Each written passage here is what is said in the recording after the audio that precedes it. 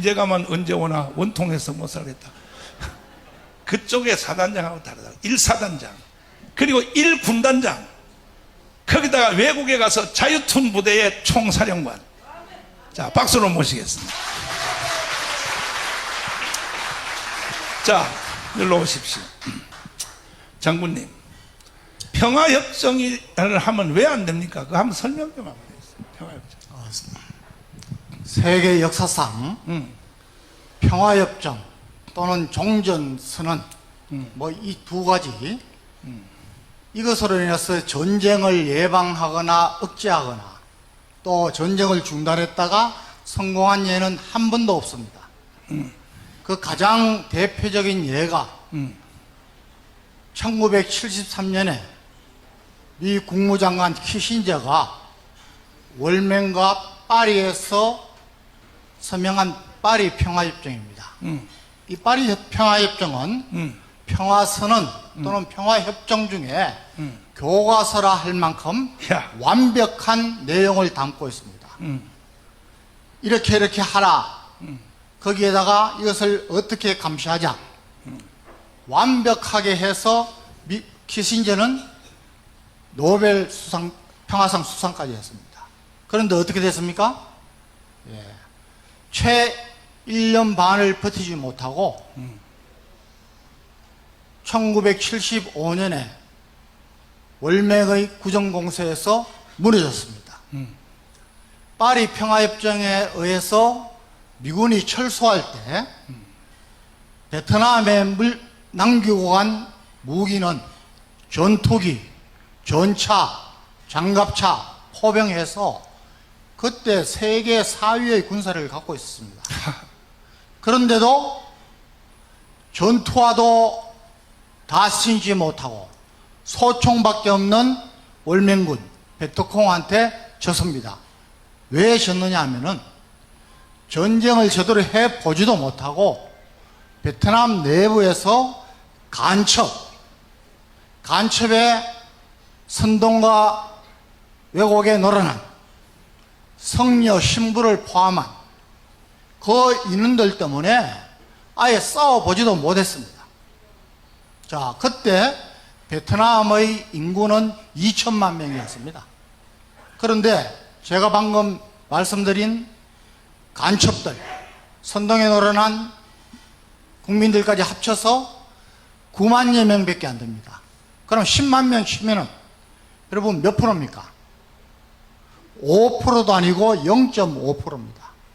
그런데 손 한 번 못 쓰고 망해버렸습니다. 나중에 보니까 여러분 그 티우 대통령의 뒤를 이어서 대통령 선거를 했는데 야당 대표가 간첩이었습니다. 야당 대표 후보가 간첩이었습니다. 육군 참모 차장이 간첩이었습니다.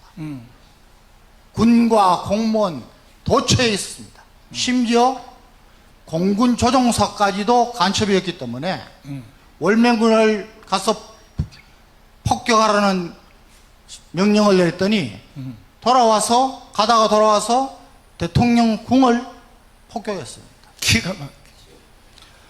우리 정광훈 목사님께서 아까도 말씀하셨습니다. 우리나라 망한다. 또 지금 정치인들이 한국의 정치 지도자들이 해야 할 일을 이대로 가면은 망한다. 국민 계몽을 하고 하는 이유가 여기 있습니다. 자, 장로님, 핵심적인 말씀을 내가 물어볼게요. 베트공은요, 총도 다 없어가지고 앞으로 가다가 앞에 동료가 총에 맞아 죽으면 자기 동료 시체에 총을 가지고 또 다음 전투로 또 나가고 이렇게 전진했다는 거야.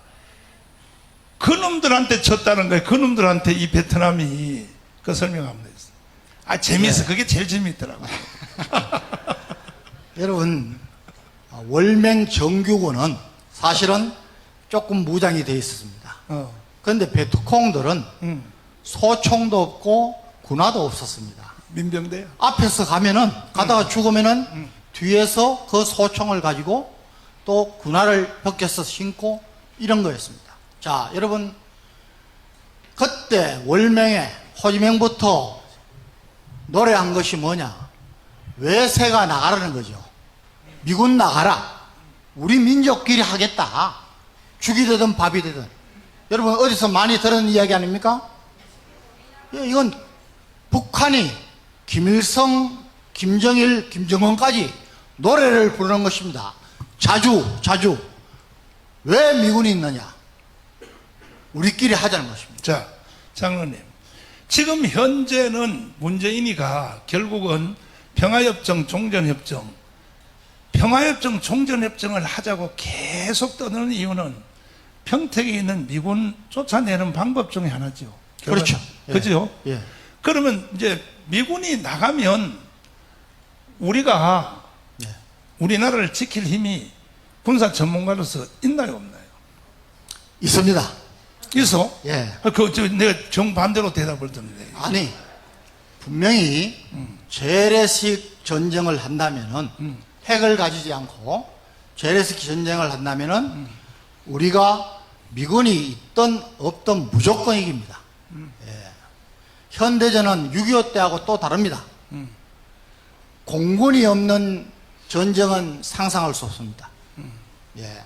그냥 공군이 다 때리고 저는 우리나라에서 전쟁이 일어난다면 어떻게 진행이 되고 결과가 어떨 것이다. 제 머릿속에 다 있습니다. 그런데 문제는 뭐냐?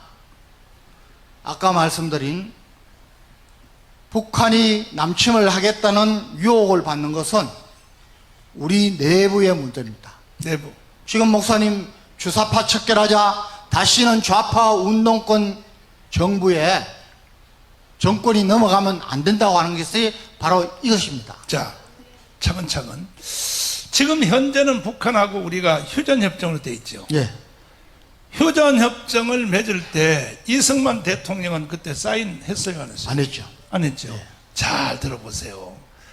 1953년 7월 27일 날 휴전협정을 하는데 그때 미국의 선거가 가까워지니까 미국 대통령이 전쟁 끝내라 이거야. 말 안 들으면 이승만 너도 죽이겠다 이거야. 미국이 이렇게 나오는 거야. 그래서 할 수 없이 이승만 대통령은 미국의 압박에 견디지 못하여 휴전협정을 체결하는데 이 체결하고 27날 체결하고 휴전선에 가서 두 손을 들고 이승만 대통령이 이렇게 북한 동포들에게 말했어요. 사랑하는 나의 북한 동포요. 이승만도 황해도 출신이요. 지금은 내가 할 수 없이 휴전협정에 동의를 하지만 결코 나는 북한 동포들을 잊지 않았어. 머지않아 내가 데리러 갈 테니 그때까지 건강하게 기다려 주시오.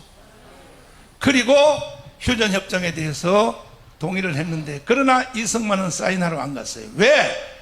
이게 바로 이승만의 휴전협정의 사인서입니다. 보세요. 이충근 박사님이 찾아낸 건데 여기 김일성이라고 있죠. 김일성. 그 다음에 중국 대표 평택해 있죠.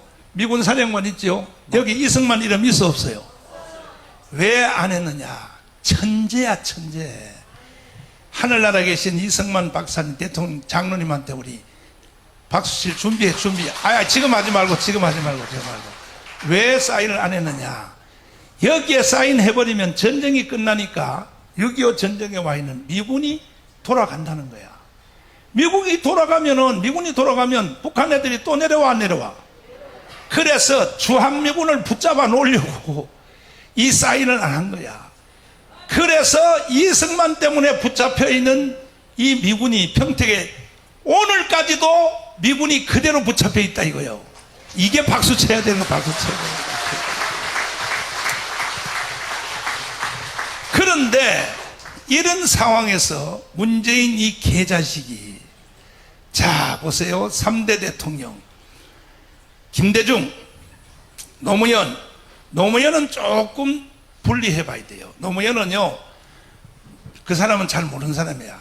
처음에는 선동받아서 좌파로 들어갔다가 대통령의 자리에 앉아 보니까 안 되는 거야. 이게 내가 잘못했구나. 그래서 우파로 제대를 했어요. 그래서 미국 갔다 온 뒤에, 아니 이 노무현 대통령이요, 미국 가기 전에는 얼마나 미국을 약 올렸는지, 뭐 미국이 다냐? 미국만 갔다 와야 대통령 되냐? 개 무식이 떠들어대니까 미국 사람들이 노무현을 불러가지고 자 비행기를 타고 가는데 한참 자고 일어났는데 여기가 어디냐 그러니까 아직도 태평양입니다. 한참 자고 일어나서 보니까 이제 미국의 시작입니다. 이제 시작, 미국의 육지가 시작됐다는 거예요. 그러면 앞으로 얼마나 남았냐? 미국 안에, 미국 땅에 날르는 시간만 6시간 비행기를 더 가야 됩니다. 락키 산맥을 넘어서 한참 갔는데 언제 오냐? 아직도 2시간 더 남았습니다. 그때 이 노무현이가 기가 죽기 시작하는데, 그때 옆에 있었던 참모한테 들었어요. 기가 죽기 시작하는데, 이야, 미국이 개자식들 말이야. 이거 함부로 봐서 안 되겠네. 비행기에서 내렸어. 내리자마자